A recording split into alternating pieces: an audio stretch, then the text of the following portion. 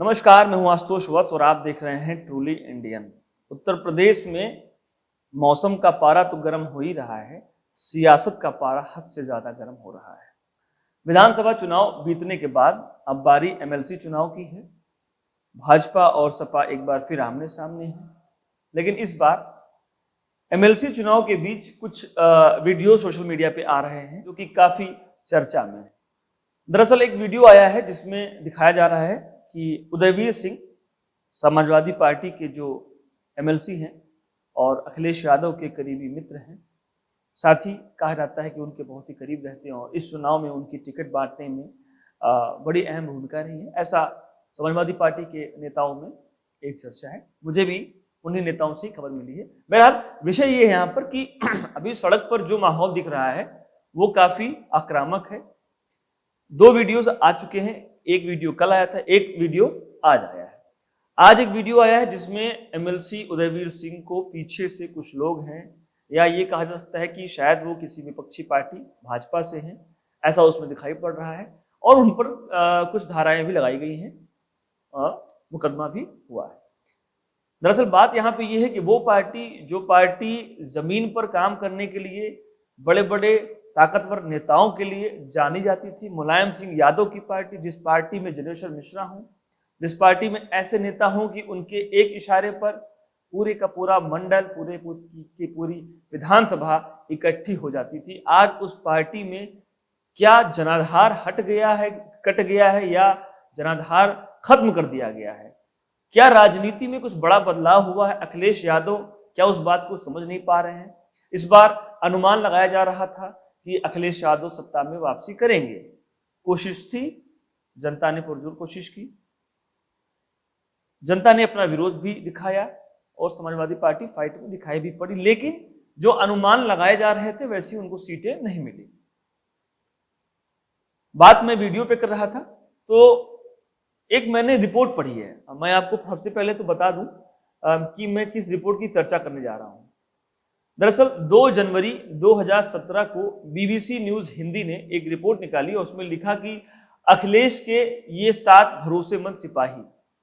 दरअसल आज इस वीडियो के माध्यम से मैं आपको बताने की कोशिश ये कर रहा हूं कि क्यों समाजवादी पार्टी के साथ आज जो ये घटना घट रही है, ये क्यों घट रही है, इसके पीछे की वजह क्या है।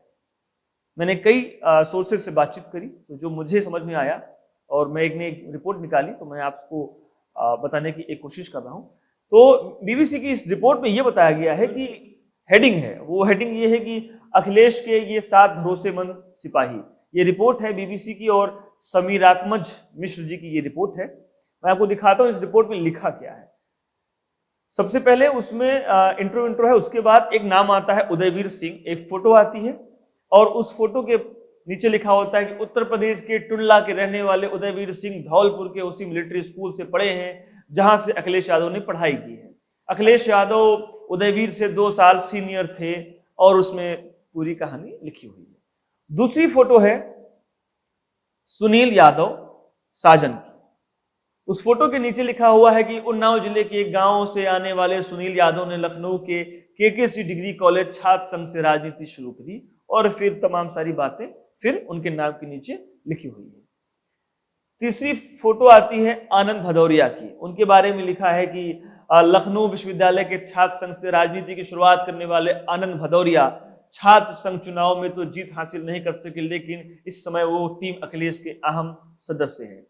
देखते रहिए। अगला नाम संजय लाठर का, इसमें एक नाम लिखा हुआ है और उसमें लिखा है कि संजय लाठर यूं तो हरियाणा के रहने वाले हैं, लेकिन अखिलेश यादव के करीबी की वजह से वो पार्टी में अहम स्थान हासिल कर चुके हैं। और फिर उसके नीचे उनके बारे में लिखा हुआ है। अगला नाम है एसआरएस यादव का है और अभिषेक मिश्रा का नाम है। अभिषेक मिश्रा के बारे में लिखा है कि विदेश में पढ़े होने के नाते अभिषेक मिश्र की एक अलग पहचान है।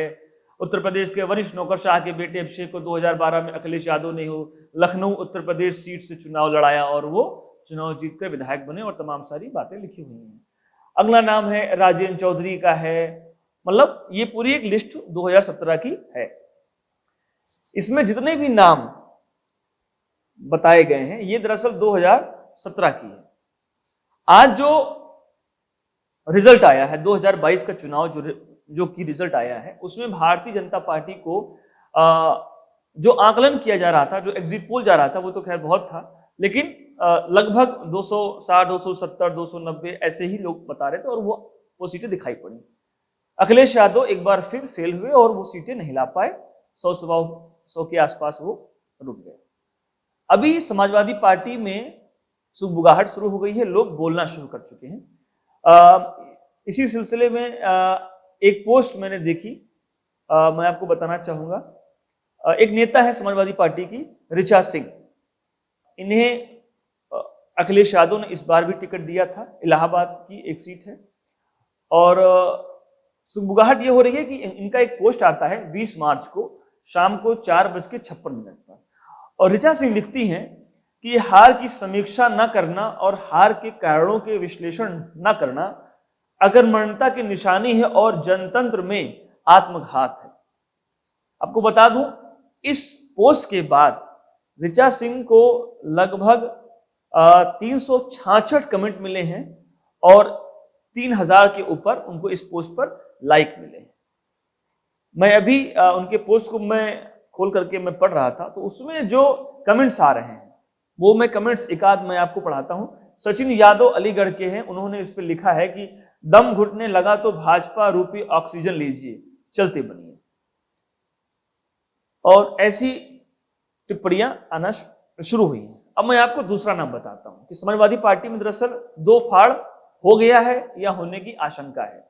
दूसरा, एक नेता है बलिया के, उनका नाम है मान सिंह सेंगर, उनको टिकट नहीं मिला।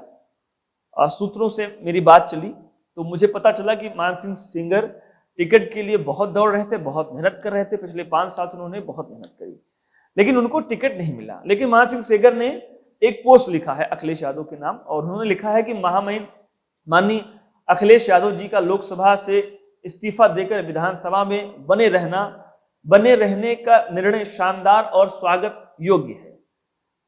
इससे उन्होंने फिर इन्वर्टेड कामा में लिखा है कि ब्रैकेट में लिखा है कि इससे कार्यकर्ता भी खुश हैं और इनके नवरत्न भी। आगे ये लिखते हैं कि इससे सदन में समाजवादी पार्टी को मजबूती मिलेगी, साथ ही नवरत्नों को इन्हें घेर कर रखने के लिए और ज्यादा समय मिलेगा।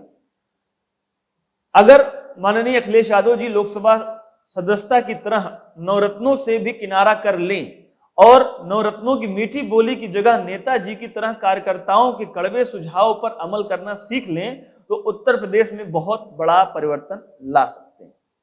अभी मैंने आपको बीबीसी की जो रिपोर्ट पढ़ाई थी, दरअसल ये उस पर एक कटाक्ष है, एक कमेंट है समाजवादी पार्टी के नेताओं का।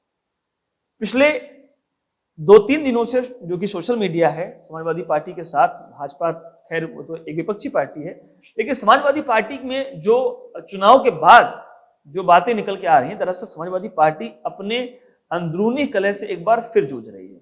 शिवपाल यादव का वापसी आना तो ठीक था, उनकी सीट निकली, लेकिन बहुत ज्यादा जो इफेक्ट देखने को मिल रहा था वो शायद नहीं मिला।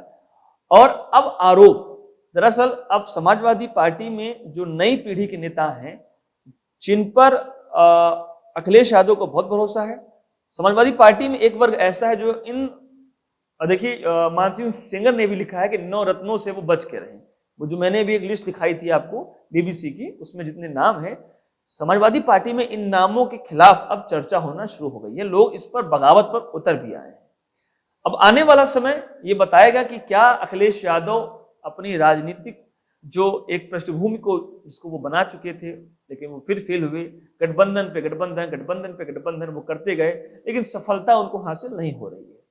अब देखना यह है कि ये जो क्षेत्रीय नेता है मान सिंह सेंगर जैसे, इनको टिकट ना देना समाजवादी पार्टी को बहुत भारी नुकसान झेलना पड़ा है, या अखिलेश यादव की राजनीति किसी बड़े स्तर पे जा रही है। अभी मेरी कुछ लोगों से बात हो रही थी, कुछ जर्नलिस्ट से बात हुई, तो उन्होंने मुझे, जो बड़े सीनियर जर्नलिस्ट थे, उनकी एक बात आई कि मुलायम सिंह यादव की जो समाजवादी पार्टी थी उसमें जो नेता थे वो जनाधार था, उनका एक बहुत बड़ा परिप्रेक्ष्य था, और वो जिस क्षेत्र में जाते थे जनता उनके पीछे पीछे पीछे पीछे उनको घेर लेती थी, उनसे बात करती थी, क्योंकि वो जमीनी नेता थे। अखिलेश यादव के करीबी जिनको बताया जा रहा है, और जिस नेता पर अभी हाल ही में हमला हुआ है, 2 बार हमला हो चुका है, समाजवादी पार्टी के नेता स्पष्ट कह रहे हैं कि उनका अपना कोई एक वोटर नहीं है। अगर उनसे ये कहा जाए कि आप जनाधार ले आइए तो शायद कोई जनाधार नहीं है। इस प्रकार की राजनीति, इस प्रकार की बातचीत, इस प्रकार की सुगबुगाहट अब समाजवादी पार्टी में शुरू हो गई है। अखिलेश यादव क्या फैसला लेते हैं ये अब बड़ी बात है, क्योंकि आने वाला चुनाव लोकसभा का चुनाव है, 2024 का चुनाव है। बहरहाल अभी अखिलेश यादव ने लोकसभा से अपना त्यागपत्र दिया है और वो विधानसभा में अब बैटिंग करेंगे आगे। अब देखना ये होता है कि नेता प्रतिपक्ष और विपक्ष का जो खेल है उत्तर प्रदेश में वो किस तरीके से आगे बढ़ता है। आपको हमारा ये वीडियो कैसा लगा आप हमें जरूर बताइए। अगर आपने हमारा ये चैनल सब्सक्राइब नहीं किया है तो यूट्यूब पर इसे आप सब्सक्राइब कीजिए। धन्यवाद, शुक्रिया।